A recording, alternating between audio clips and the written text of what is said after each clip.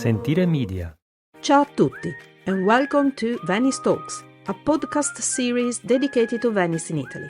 I'm your host, Monica Cesarato, a Venetian food and travel blogger. Join me as I share my insider knowledge to help you explore Venice at 360 degrees. In this weekly podcast, we'll dive into the heart of a city, uncovering hidden stories and connecting with the people who make Venice unique. The artisans, the writers, the fashion designers, the bloggers, the journalists, and more. Let's break free from cliché and discover the true essence of Venice, not just the monuments, but the vibrant people, the Venetians. Experience Venice the right sustainable way. You can find me on my blog at www.monicacesarato.com and across all social media platforms. Enjoy the episode and let's journey through Venice together. Your voice in Venice Talks. What do you love most about Venice? A hidden corner? A special memory? The way the light hits the water? Send me a short audio, maximum 2 minutes, via WhatsApp or via email at info@monicacesarato.com, and I might include it in an upcoming episode of Venice Talks. Let's share the magic of Venice together. Can't wait to hear your stories. Hello everyone. Ciao Monica. It's Katie and Miles here. We're from North Wales and we've visited Venice many times. We're musicians and we love to visit the Palazzo Pisani. We booked in on a tour there at the music school September last year to explore, see the fascinating interiors of course, and see how the nobility used to live. But also we wanted to visit the rooftop terrace. That marvellous view out over the Bacino in the late afternoon was quite one of our favourites, isn't it? Now? Yeah, particularly when the bells started to ring. It's so atmospheric up there. It's really, really worth the climb. And there was a tall ship going down the Giudecca. It was, yes. We often find ourselves returning to the Church of San Zaccaria in Castello as well as one of our favourite spots. The artwork in there is really magnificent, but we loved looking at the Bellini altarpiece in there. We pop a couple of euros in the box to see it lit up, and you'll see something new in it every time you see it. It's lovely. Yeah. And it's a lovely quiet spot there, and it's a beautiful little campo, and it's so near all the action of San Marco and everything, yet it's so quiet. And it's almost hidden away. Hidden away there. It's lovely in that camper. Lovely. So hard to choose, Monica. We just love to wander or sit and people watch with a spritz. Negroni or some Cicchetti as recommended by Monica's marvellous book indeed. In the back area. Indeed. It never quite tastes the same at home, does it? So yeah. Cheers. Chin chin. Welcome back to Venice Talks, Season 3, Episode 6. Hi everybody, welcome back to another episode of Venice Talks. Today, my special guest is not from Venice, but she can tell you everything you got to do if you want to come and live in Italy and in Venice. And it is Samantha Wilson from Smart Move Italy. Ciao, Samantha. How are you? Ciao, Monica. I'm well, thank you. Well, that's a big introduction. I hope I can live up to that introduction. Thanks for inviting me. I love it. Well, you are the woman in Italy. If somebody wants to move in Italy, you are the person. Yeah. Right? Well, I think you are. Yeah, well, that's what people say for sure. I mean, I love it. You know, I always kind of pinch myself that people let me join them not physically, of course, but join them on their whole planning and journey here. So I'm kind of lucky. So what inspired you, first of all, to move to Italy? Well, about 20 years ago or something. And how did that experience got you to start the Smart Move Italy? Yeah, well, that wasn't my intention, Monica. I came here to retire to Italy. As we never do, yeah. I'm supposed to be retired, everyone. Yes, I am. That was the goal. In fact, my goal was... You're too young to be retired. Oh, my goodness. Thank God we don't have the camera on. But truly, my goal... So, a little gossip here. This morning, 7 o'clock, she sent me a message. We are only doing audio, are we? And I go, yes, darling. No makeup needed. No, I'm in my studio all comfy today. Forget the camera.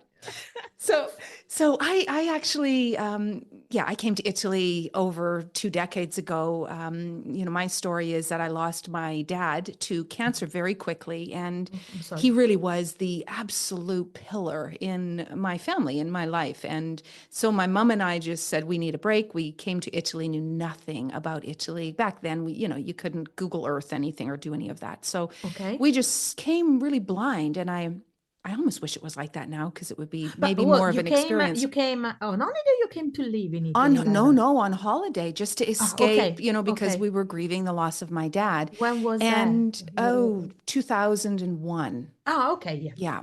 So we ended up in up north in the lakes, Lake Garda, and in just, I mean, I always tell this story because when we arrived there, we just couldn't believe all of the sensations that we were feeling. Like, it was beautiful, and the people were so kind, and the food was just outstanding, and the wine and the whole, just every single, sense was being ignited. And we just went from the lakes, we went over to Venice, actually. It was the first time I had been to Venice. And I remember my poor mom dragging her suitcase. I mean, Venice wasn't as busy back then as it is now, but it was still hot, and it was in the summer. But I remember it so clearly. And then we worked our way down to Tuscany. And I ended up at that point, after about a week and a half, calling my husband and saying, get the kids. I'm not coming back. Come here. We're moving to Italy. And he was like, Seriously? okay, yeah, dead serious. I mean, I was Oh, serious. I didn't want to leave. But of course, that wasn't what did he practical. say? What did he say? Well, he he's used to me, so He married he you. knew he should. Yeah, that's right. Just kind of give me some time. So I, of course, came Let home. me And get some money sorted. that's right.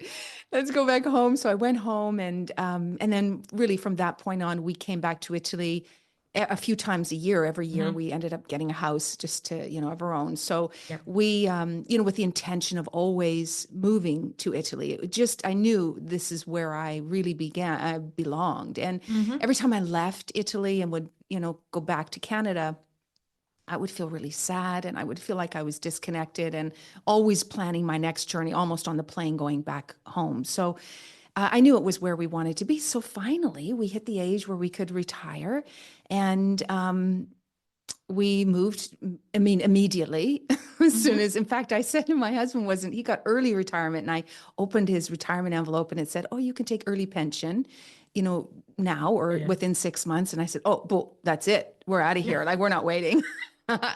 And my son and I, my youngest son at that time, and we left actually literally like within 2 months after that in January. How old And was he?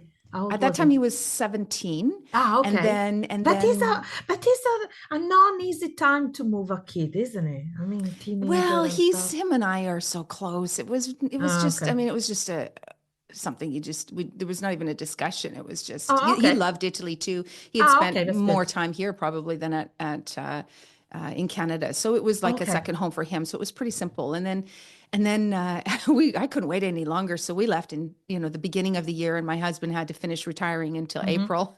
So we just came.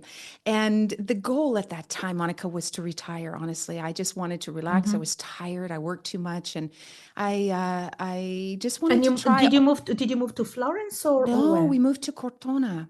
Okay. Yeah. And Nice I just little wanted, town as well, so it's nothing too big, very provincial. yeah, we had a little, we had a farmhouse. We had the whole, the very cliche kind of living very, experience. yeah. Olive trees and all A of room this. with a view. Yeah, exactly. I mean, and then the goal was to try pretty much all the wine in Italy. All the different wines. Okay, sorry. But it became... being from the Veneto, where we have at least 80 different type of wines. Oh, I came close. Oh my No. God. Okay. Well, what we found is that, I mean, we also had some apartments in Cortona that we rented out for tourists. And I started to meet people, foreigners, coming to Italy, and they all felt the same way I did. And they would ask me, how did you move? So I found myself almost giving these consultations constantly. And one lady said to me, in fact, I still am in contact with her now. And she says, you know what, Sam, you really should do this open a business to start this and help people. And I said, who's going to want that? Oh, you'd be And surprised. yes. And then next thing I know, we have now Smart Move Italy, of course. There's 26 people that work at Smart Move Italy. So Whoa, I didn't realize you yeah. had so many people. Oh, I told you are that woman. I knew it.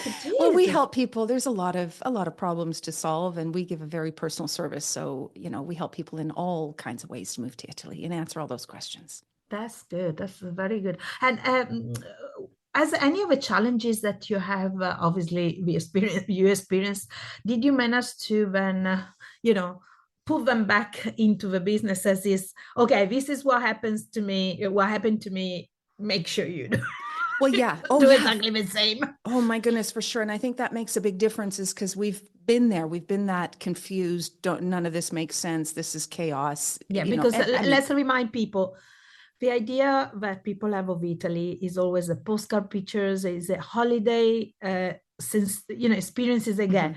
Then you move to Italy, and it's another dimension. We literally live in another dimension. It is. It's such a beautiful place to live, but it comes with some pain. Oh, yeah. Oh. And I mean, not and we pain. are born with a DNA of it. So I can Yeah. assume, we kind of know it's going to be painful. But for you foreigners, sometimes I feel Yeah, because we're always going, that's not how it should be, or that's not what it, I know. how we would do it. So it's just a natural thing to do. So yeah, I think having that experience, but back when we moved here, there was no Smart Move Italy or anything. So we, tapped into our friends. Luckily, we had been coming to Italy for so many years that we already had a network of Italian friends. So they, I have I call them my family now. They're basically my family. And luckily, I mean, honestly, if it wasn't for them, there was no way that we would have managed it. And I'm really good at problem solving. It's my nature, but it would have been impossible for us to be here, for sure, hands down. Yeah, I mean, I always, because I have people that, they come to Venice, they say, oh, we love to live here, love to live here, love to live here. And when I looked at them and says, are you sure? I go like, do you actually realize that one, you have, if you live in Venice itself, let's say, okay, you got to give up your car. You got to cart everything by hand, and not only that, the bureaucracy in Italy, and it's got better in the last 25 years. Because I remember when I came back, when I moved back from the UK, and bear in mind, I was born here, I just moved to the UK for many years, and I came back with a now ex-husband. And I remember how complicated things were for him. And he was married to me. So in a way, let's say things should have been easier, but I've seen things have changed. We kind of progressed a little bit. Inch by inch. Yeah, exactly. Very, very, very slowly. At least it's moving in the right direction. That's all. Well, that matters, we're right? forced by the rest of Europe, I suppose. But at least we're still a beautiful country anyway. Exactly. Listen, could you provide an overview of the kind of services that you offer to the individuals or families that want to move to Italy? Sure. We do, the best way I describe it is we do everything except help people find work. That's the only thing we do not do. Yeah, of course. So we help people. Everybody's journey or everybody's plan is entirely unique to them. This is why we don't have like one, move to Italy package, because not everybody needs everything. So our goal is always to figure out what you're not just, and this is what's really important for people to realize, is that it's not just what you need to do to get here, like what visa you need and where you're going to live and all of those things, is what is your plan in the future when you're here? Because in Italy, every action you have, it's like a domino effect. Yep. So if, for example, you're wanting to save some money on taxes and take advantage of a flat tax regime, you better make sure that your decision of where you move early on fits that for later, or for when you arrive. Or if you want to or won't be driving after 12 months because you can't pass the driver's test. Have you bought a house in the middle of, nowhere, the Val d'Orcia, where you're going to have to walk, 3 hours to get a thing of milk? So you have to, there's a lot of things you have to consider. So we help people make that plan based on their, future goals as well as present goals. We have a full immigration team, lawyers that do all of this, as well as citizenship. We have an entire citizenship team. So we do a ton of Italian citizenship. And we also have a fully licensed estate agency. So we act only on behalf of the buyer and the renter. So we help with renting and buying, literally anything that you need, with the exception of finding work. That's what we do. Well, that it shouldn't be anyway, that you find work because that's up to the person. Mhm. What would you say is your average age of people wanting to relocate? Mm. Well, it's changing. It's changed since last April, actually, since Oh, the I wonder why. yeah, the digital no. Well, oh no, not that. Ah, not that. Ah, I okay, know what okay. you're talking about. Well, we're No, going back to that in a second. Okay, but so yeah, because of a digital nomad. yeah, Okay. digital nomad visa. Because before that, really, the only visas available for people were really the elective residence, which is for retired people. So, of course, older, Yeah. that had lots of passive income, or Yeah. investor visa. But the digital nomad visa has opened up really Italy to a lot of younger people and younger families. So we're starting to see really, I think the average age for when people will actually make the move is still a little older, like around, Mm-hmm. not that this is old, my goodness, but 35, 40 and up. Usually the sweet spot would be about 60, Yeah. 55 to 60. And it's just simply because it costs money Yeah. and you have to be And settled. Italy is not, people have this idea that Italy is cheap. It ain't cheap. We are not cheap. Well, Sorry. it's cheap to live, cost of living in comparison to North America for sure. Well, if you come with the money from North America, Yeah, if you but have a if you job. actually get a job here, Mm. forget it. And that's the difference. Yeah. That's So what what people need to happens? understand. Yeah, Yeah. the pay that people are getting in North America, if they can keep earning and work while they're here and earning the income equal, to Yeah. North America, here in Italy, you're living like a king. But Yeah. if you're trying to get a job here, the wages are very, very low. So it becomes Yeah. quite a Oh, I struggle. need to get a job in America then Yeah. and keep living here then. That's the What I need to- key. yeah, that's what I've done wrong all my life. So, and also, have you seen an increase of people asking you to move from America due to we know what? Yes. Yeah, very, very much. And I get this question you ask me all the time. In fact, Well, about, every week, because I have tons of consultations. So it's always people, looking for options. And we started to get, I mean, we really saw a big bump November last year at the yeah. election, of course, but we're really seeing it progressively get busier and busier. And I always say to people that, and I'll tell you another little tidbit too. But hang on, I always say to people that it's we'll help you, of course. It's what we do, and we want you to find your pathway here. But it's always the purpose, or I always talk often about your why. Why are you moving to Italy? Yeah. And if it is just to run and escape for the next 4 years, maybe this isn't the best country for you because, it takes an investment in emotion to get to this country and it's not an easy step in. Yeah. But, in the past, the people that we're talking to a lot have been dreaming of moving to Italy all their life. So it's a different mindset compared to people who are just trying to run away and escape. But yeah, we're seeing a really big difference in people. And I'll tell you also, because we work obviously in consulates all over the world, not just US and Canada and England, I mean, everywhere. And we actually had, in more than one occasion, consulates reports that the consulate officer has asked specifically to the applicant, are you wanting to leave because of Trump? Whoa. Yeah. Yeah. Okay. Yeah. Okay. So it's important Interesting. to also, when you're applying for a visa to Don't say this. to say, hey, no, look, this has been my plan for a long time, because if it's a cut and run, they're going to worry about your visa. Yeah, Yeah. of course, of course, of course. Oh la la. I mean, and do you, who would you say are your biggest, inquiries from which country? Is it America, or do you get them from all over the world? Well, we get them from all over, but just simply because of population, the US Yeah. definitely is our biggest market for sure. But we do have, because I'm Canadian, we have a lot of Canadians as well that are Do making the people move. want to leave Canada? We want to come to Canada. Why do you want to leave cold, Canada? Monica. I know it's cold, but it's beautiful. You Yeah. got maple syrup. Well, this is true. This is one reason to stay in Canada. For Exactly. sure. You got bears, you got, loads of wildlife, and you got Eugene Levy. Come on. I know. Well, I tell you, I am a very, very proud Canadian, and I love Canada. I really, truly do. And do I miss it living there? No, honestly, I don't. Oh, you don't? No, I prefer living here. I like the lifestyle here better. Of course, I like the weather better. I'm a terrible person in the Okay. cold. But You were you know, meant to be born in Italy. I think so. Well, you know what? I like Europe because although, Italy is our country of choice in Europe, and we could have, lived anywhere Yeah. because we came here before Brexit. So I'm also British dual. So this was my gateway in. Yeah. But we chose Italy and we did nobody try. can be sorry, nobody can be perfect. Yeah. There you go. British friends, I'm joking. It was only a joke. I love you all. Apart from my ex, I love you all. Okay.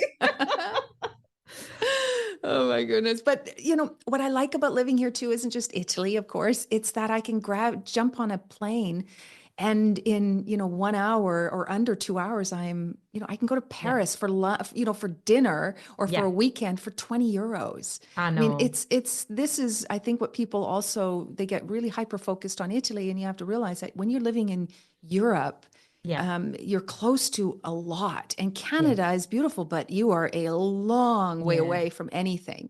So it's this is probably the biggest reason why I like to live on this side. Yeah. Would you say, I mean, I always say this to people, and I hope, I don't know if you say the same to your people. I always, when I hear people that want to move particularly into Venice, because Venice is, I mean, we all know it's beautiful. There's no denying that, okay? And then it's unique and everything. But when they arrive, you say, oh, I want to move here. I always tell them, before you say that, come and spend 2 months if you can, up to whenever you can, like it was 3 months now for the tourist visa, isn't it? Come and try to stay here and live the daily life as so at least you get a true sense of what is like living in Italy, because I think sometimes people have this kind of as we were saying before, postcard picture. Do you say that to people? Do they do it? Yeah, they do it. Actually, a lot of people do. And I always do. I recommend 2 things usually. One is come here and spend some, if you haven't been coming over an extended period of time for years, then you need to invest a little bit of time here to really understand what it's like on a daily basis as outside of a tourist, if you can. Some people just don't have 3 months to give up to do it. But I do recommend they do that, especially in the area where they're thinking of living. And the second thing is if you have the choice, I always recommend people to rent before they buy. Yeah. Because things change when you get here, and you may find the place that you thought was perfect for you isn't. And if you have a house there, it's hard to sell. Yeah. And you need to find, I think, when you move to a country and in a city, whatever, you need to understand if you love a city, you need to understand the areas of a city, because it might be nice to see everybody drinking until late at night until you're trying to go to sleep. And all of a sudden you go like, oh, sugar, I shouldn't have bought my house. It's so true. Yeah, it's so true for everywhere, anywhere in the world. I think it's just, I think it's a general thing. Yeah. Now, I'm asking you, even though I should be answering this, but I'm asking you, okay, what are the unique challenges that someone might face when moving to Venice compared to other Italian cities? I mean, because I assume you have got people that ask you to move to Venice. Well, you know what? I don't, Monica. And I talk to like 100, 1,000. We have like tens of thousands of people. I know. And you were on my podcast a while back. We were talking about what it's like to live in Venice. So I learned a lot from you. And I've been to Venice several times, but honestly, we don't have people that want to live right in Venice. And I have people who have asked about it and have thought maybe, and then they change their mind because they're fearful of, their view of Venice is what they see on Insta or what they see in, where it's all packed and lots of tourists and pickpockets and all of that kind of stuff. Okay. Because there's a side. I just got interviewed by the Telegraph, and I'm sorry to say about the pickpockets is true. But then again, I know it's the same problem all over Europe. So it's not just Italy. Yeah. And I think people gets that stuck in their head, and they don't know that there's more to Venice than that. My God, absolutely. And I think that, what you had said earlier, if they maybe came and spent some time in the other quarters, not in the, the heart of where all the tourists are, they'll get a completely different experience. Because I think life up there and in that area has a lot to offer. Yeah, I mean, I would say that the challenges, the hardest is not a city for the faint-hearted, as in for people that got mobility problem. Okay, Mm-hmm. this, I'm sorry, is got to be said, because it's a city with hundreds and hundreds of bridges, so that's not easy. There aren't shops, local shops are closing down, so there's water everywhere. Of course, it's a city built on water.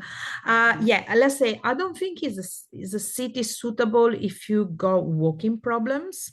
Okay, unless you're okay with understanding that there might not be a lift in the place where eventually you go and live. Okay, because most of my friends don't have lifts. You're gonna have to go shop every day for your shopping. Okay, so I think those are the challenges. The beauty of Venice is that away from St. Mark's and Rialto, there are amazing areas. I mean, there are days where I go and walk and I can sit on a bench and literally stay an hour there and see no one. Okay, no one. Oh, obviously the old lady passing by or the kids playing, but as in tourist, it can be done. It can be done in Venice. And one great thing about it is a small little town in a way. It might be obviously a city overflowing with tourism, but at the same time is a small provincial town.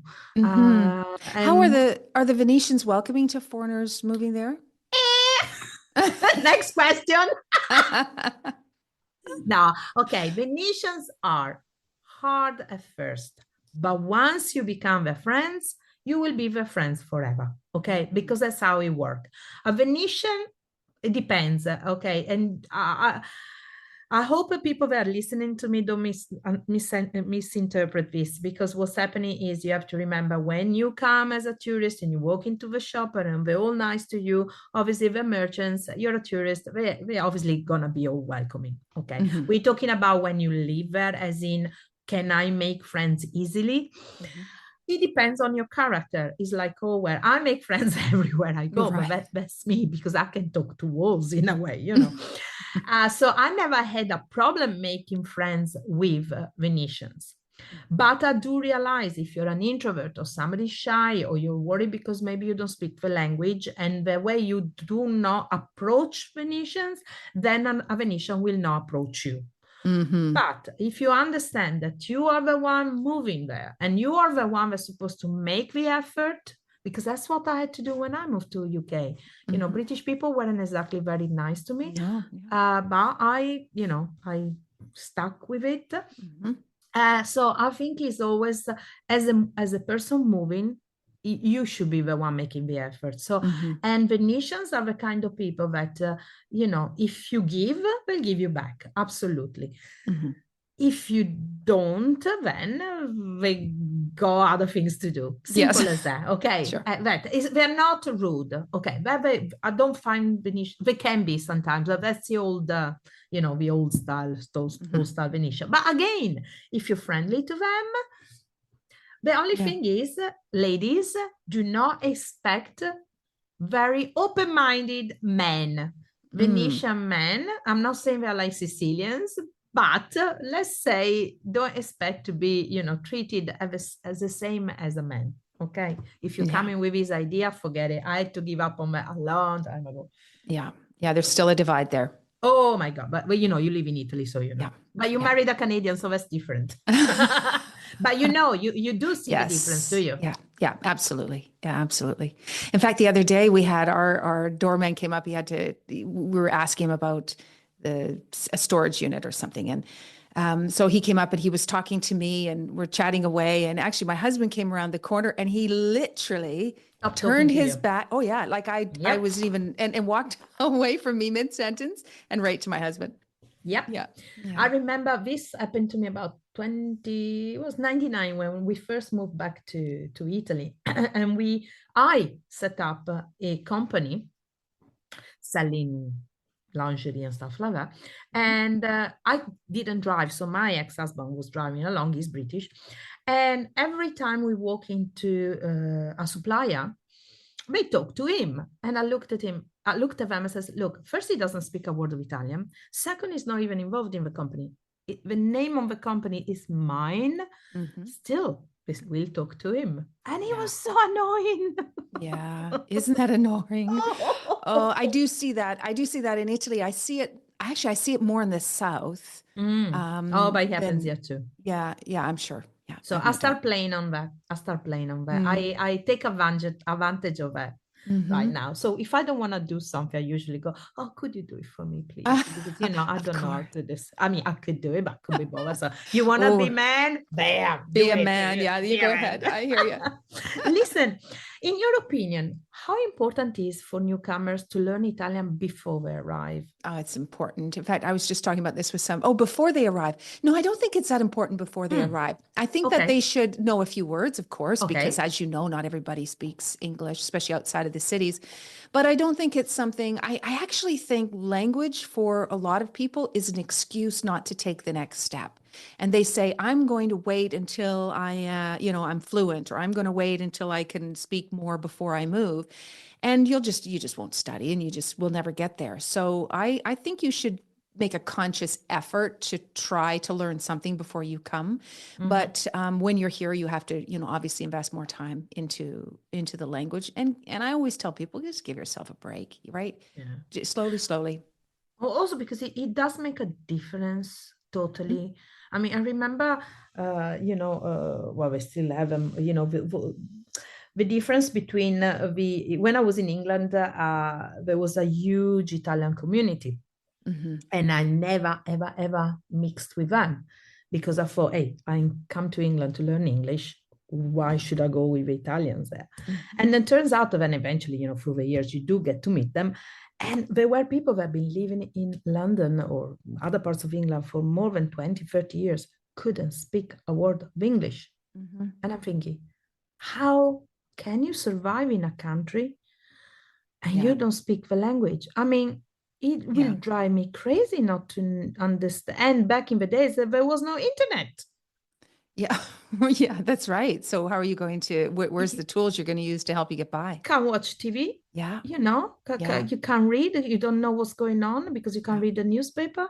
Yeah. So I don't know. And don't you think also it opens your mind as well? Well, I think language, I think learning language is difficult for some people. And I think for me, what happened to me is when I started to learn, actually I started to learn French and then Italian. And so when I started to learn the languages, I didn't realize what English language really meant. So it opened my mind to what language is, and what it also taught me is how much communication we do without words. Because and you realize that there's ways that you express yourself outside of words. So I guess what I'm saying is, yes, I mean, learning a new language does open your mind, but it opens your mind to so many other things that you weren't even thinking about. Like I remember having to think when they were saying, you need this preposition or conjugate this verb. I'm like, what? I haven't been out in school for a long time. I don't remember any. It was like I had to learn grammar for English first, and that annoyed me. So, I mean, yeah, I think that more importantly, I think when you start to be able to communicate with people around you in a better way, you can have more meaningful relationships. And isn't it funny also because there are words that express certain things in a particular language that doesn't exist in another language, that allows you to express a feeling that maybe before you had to go around Yeah. And that's later on stuff too. Like, that's the more advanced stuff. In fact, yesterday I was just talking about this with my son, in that we were, for some reason I saw the word of on the street. And I said, in English, we don't say of, we say of, right? We pronounce it of. We might not even say of. We might go, not nice. I've completely lost what I was going to say, but it was like sometimes we won't even use that word in a sentence. We use more slang. So I think this is what gets the challenge for a lot of people as well. It's a question that I get all the time when people are asking to move to Italy, and do I need, should I wait until I'm fluent?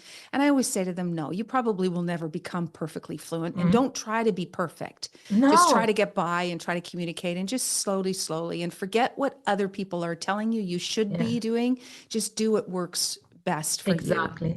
And I think also, I mean, I do think people should kind of, start looking into it before coming over. But then when you come over, full immersion. It's full Yeah, of immersion, course. and there are so many resources now anyway. And I think my English teacher back in the days when I was younger always said to me, you want to learn a language, get your boyfriend to speak that language. Then you'll talk to him, yeah. Or Oh, maybe she not. was so right.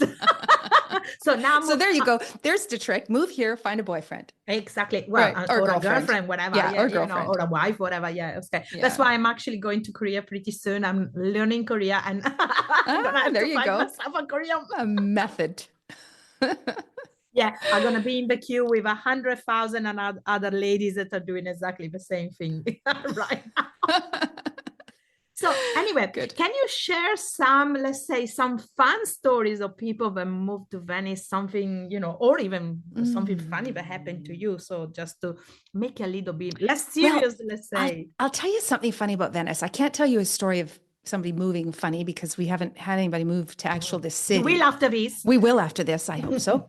But I'll tell you a funny story for me in Venice. And this is way, way, way back. This has got to be 20 years ago. In fact, my youngest son, who is now 29, he was 5, maybe 6, maybe. I'm losing track. We went to Venice, and actually after 20. Yeah, forget it's gone. It's gone. But it was actually the year of the tsunami, and I remember this. So this was what in 2025. I cannot remember, but or 2005, I think. Anyway, we went to Venice, and we went there just after Christmas. And we arrived, and when we arrived in Venice, we knew, didn't know much. We're so pretty new in Italy. And we saw all of these tables set up all over the place. Oh, yeah, right? the walkways, yes. The walkways. And we thought, there must have been a market. We missed a market. We don't know what these tables. So we wait, and we go in, and we check in the hotel, and we spend that evening, and we're watching that evening. We see the news, of course, this tragic, terrible tsunami. Yeah. And we go back that night and sleep. We wake up, and Venice is flooded. And so we, it had the high water. And then it was in the bottom of the hotel, just typical now. But for us, it was like tsunami, right? We didn't know what to think. And of course, we didn't speak any Italian, so we didn't know anything. And back then, there's nobody to help or anything. And you probably also heard the sirens, because they used to ring the sirens for everything. Anyway. We thought, what? And so we said, we got to get out of here, because I've got this little boy, and I'm very protective. So we grab our bags, and there's we're knee deep in water, and I quickly realized that those were ramps that they had built, like walkways, right, to be above the water, so that they were preparing for it. But we had to sort of chug through this very deep water, which was really high, even for my son, because he was very small. We found a guy standing in a corner, it sounds ominous, selling those, those plastic waders. Yeah, the boots that you tie. They still sell them now. Of course. And so we go in there and we buy a bunch of them, and I think he charged us 20 euros each at the time. My God, I know. So and I was mad. I know I was mad because I knew I was getting ripped off, but I didn't care. Yeah, and so we put these boots on, and they went all the way up, like past, the hip of my son. And he loved it. He thought it was the greatest thing ever. My husband's got these 2 suitcases on his shoulders, walking down, trying to keep them dry. And we just thought, we didn't know what we were in. And we ended up getting in the car, and we took off. We said, we've escaped the tsunami. And we realized obviously later that, this is an occurrence in Venice, but it was a memory, a family memory. And we kept those boot things for, oh my goodness, years. They were just stuck up in our closet as a memory. It's so funny. We had no idea. So now it doesn't happen anymore, because we got the malls, the big barriers, so it doesn't happen. But that's so fun. But didn't the people of the hotel say nothing when they see you packing up? No, nothing. And then we were panicking too. We were really, because we didn't have any point of reference. The only point of reference we had is that there was a terrible, tragic tsunami, and we just, you just sort of attached to that, and really stupidly thought that. I cannot just imagine the people at the reception looking at you, thinking, "Oh, here we go again." Stupid foreigner. Yeah. But we got a great story out of it. And of course, my son loved it. He just, he was like, a kid in water. He went Have you brought him crazy. back? Have you brought him back ever? No, you know what? He has not been to Venice back. And we wanted to go during COVID here. As you know, everything was locked down and we couldn't travel around. But there was there was points in time where, do you remember, everything would open up Oh and my we'd God, go to yeah, different yeah. regions. Yeah. But it was still dead quiet and beautiful. And I'm It always was. remember that. I mean, as tragic and the losses that we had here in Italy through COVID were devastating. I still remember that time also, if we were one of the lucky ones that didn't get sick, that it was a moment in Italy that we'll never see again, where there No. was Hopefully, nobody. hopefully. That there was, these beautiful iconic cities like Venice that were Oh, empty, I was completely lucky blocked off. because I got actually managed to get into the city a couple of, when they just say, oh, you can kind of move within your province, Right, right. And I wasn't supposed to be doing it, but I got my journalist kind of paperwork out. I thought, okay, let's play this card. I never played it before. Let's see if it works. It worked. And so it turns out that I was going around Venice, me with another girl. She's a journalist. And it was only us. And obviously the people that lived in Venice, but apart from that, it was like going to St. Mark's Square and literally, I mean, I've seen St. Mark's Square empty many occasions because all you got to do is go 6 o'clock in the morning or midnight or something like that. It is empty. That's not true when people say, oh, it's always packed. That's not true. But to see on, at lunchtime, at midday, on a Monday, it was like, okay, that was it. It was cool. It was cool. It was cool. I always regret that because we talked about that. As soon as we could, it would open up, we could get up there, and I wanted to experience it empty like that. And that there's, there was a different piece in Italy at that time, and we didn't get up there, unfortunately. So now we have to struggle. But next time we come up there, you are going to have some Canadians on your doorstep. Oh my God, Canadians and Australians, my favorite people. You're so easy to take around. Everything goes with you. So it's so easy. You're just like, when I know that I got Canadians and Australians on my tour, goes, okay, I can relax. It's gonna be like, all right, let's go. Well, listen, where can people find you and ask you all of his information if they want to move to Italy? Sure. Yeah, they can find us on our website. It's smartmoveitaly.com. Everything is there. And also on my Insta, it's A New Life in Italy on Instagram. Okay, fantastic. And just one tip that you can give suggestion you will give, advice you will give to somebody who wants to move to I think just take your time and don't expect it to happen really fast. Usually people take about a year, maybe more in their planning. I was going to ask you. A year or more in their planning. And just expect the unexpected. And the best advice I can give you is to be completely flexible and be prepared to pivot, because things will not go as you expect them to go. You'll get there. You'll get things done. But just be prepared for the road to fork a few times. Yeah. Be prepared for the worst, so when it doesn't happen, you're happy. Yeah. No, you're not going to be. But it's worth it. It really, it's a lot of work. But anything is worth the challenge, right? Listen, are you going to start a Smart Move career as well, by any chance? Smart Move career. I will be your first client. Oh, well, I think if we ever master this bureaucracy in Italy, which I don't think will, is possible as it keeps changing. Start at Seoul Talks. Soul Talks. That's good.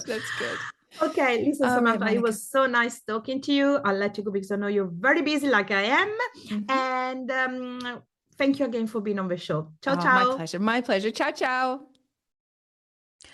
Thank you so much, Samantha, for the laugh and the wonderful information you gave. You can find Samantha at www.smartmoveitaly.com. Thank you again for listening. Venice Talks podcast is a production of Sentire Media, created, produced and hosted by me, Monica Cesarato. Follow Venice Talks wherever you get your podcast, and if you want to book a food tour or a cooking experience with me, you can find me over at www.monicacesarato.com and on all social medias with the handle @monicacesarato, where you can follow my adventures around Venice. And don't forget, if you love this episode, please rate it and leave a review. It's very much appreciated.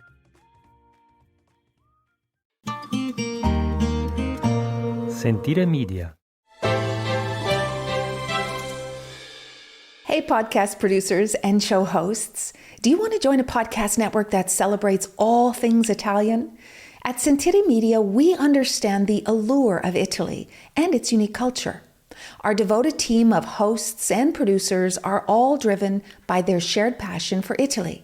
And we work tirelessly to create the best lifestyle podcasts and content that will whisk you away to the very heart of Italy. With us, you can savor the mouth-watering flavors, get lost in the stories from the past, break down the cultural barriers, and truly immerse yourself in the vibrant traditions of this intoxicating country. If you have a great podcast idea or are already in production and would like to join Sentire Media, head over to sentiremedia.com, that's SENTIRE media.com, and find out how to submit your show.